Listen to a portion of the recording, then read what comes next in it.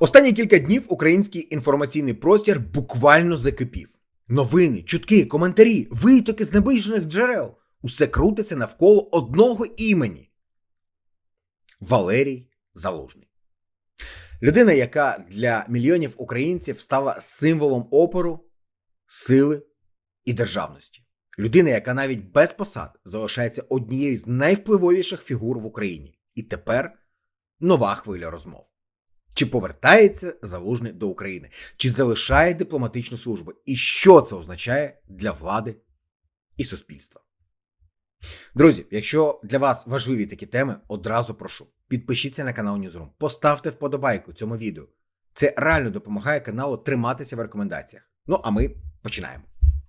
Отже, за інформацією низки українських медіа, зокрема з посиланням на джерела у політичних і дипломатичних колах, Валерій Залужний може найближчим часом залишити посаду посла України у Великій Британії. Називають навіть конкретні дати – початок січня, орієнтовно 4-5 число. За цими ж даними, Залужний нібито вже обговорював це питання з президентом Володимиром Зеленським під час свого візиту до Києва. І саме тут починається найцікавіше. Джерела стверджують, йшлося не просто про формальну відставку, а про можливе повернення Залужного у велику українську політику або ж державне управління. Обговорювалися насправді різні варіанти – від високих посад у виконавчій владі до ключових позицій у владній вертикалі. Але за тією ж інформацією, на той момент Залужний не дав згоди на жодну з озвучених пропозицій. І тут виникає логічне питання. Якщо він не погодився, то навіщо тоді повертатися? Деякі джерела припускають, що Залужний певний час розглядав і інші сценарії. Зокрема, дипломатичну роботу в США або навіть повернення до військової сфери. Але станом на зараз жодне з цих рішень офіційно не ухвалене. Водночас, важливо сказати таке. Про заміну посла України у Сполучених Штатах мова наразі теж не йде. І це підтверджують одразу кілька співрозмовників журналістів. Тобто, ми бачимо ситуацію, де інформація є, але вона дуже обережна, фрагментарна і без жорстких підтверджень. До речі, друзі, напишіть у коментарях, з якого міста або ж країни ви дивитесь канал Newsroom. Це завжди дуже цікаво. Ми реально бачимо, що канал дивляться по всьому світу, і це неймовірно приємно. Ще один момент, який додав масло у вогонь.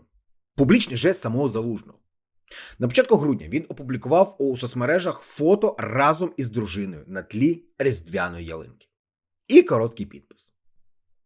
Вдома найкраще.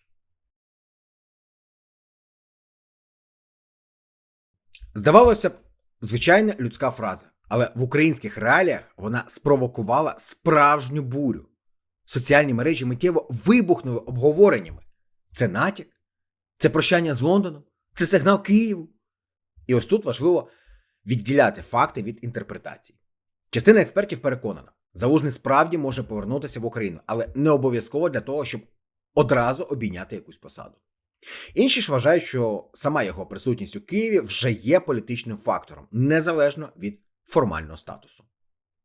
Окремо звучить навіть думка, що його повернення – це відповідь усім, хто роками намагався нав'язати наратив про втечу або ж відсторонення. Мовляв, людина виконала завдання, яке їй поставила держава, і тепер готова бути там, де вона найбільше потрібна. Водночас варто згадати і офіційну позицію.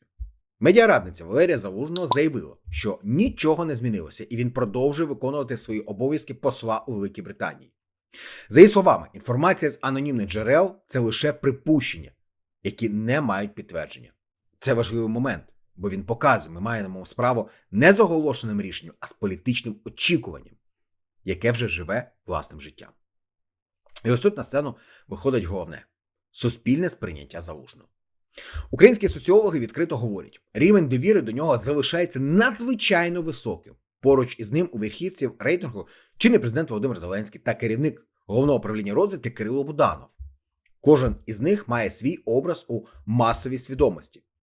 Зеленський – президент воюючої країни, людина, яка асоціюється з дипломатією, міжнародною підтримкою та потенційними переговорами.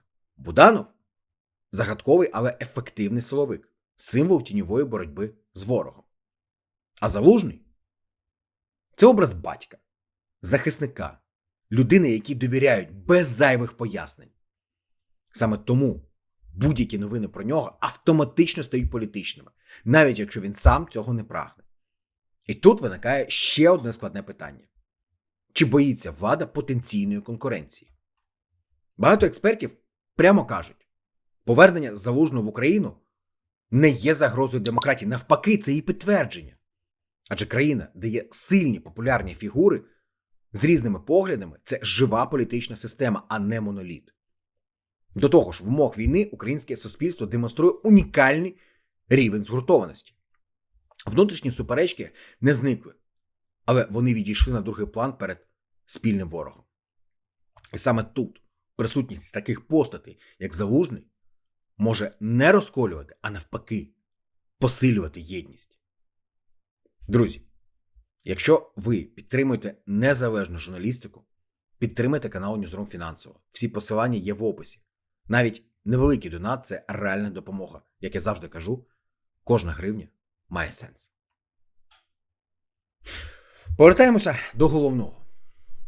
На сьогодні ми маємо ситуацію, де офіційного підтвердження відставки немає, але є потужний суспільний запит і очевидна увага до кожного кроку Залужного.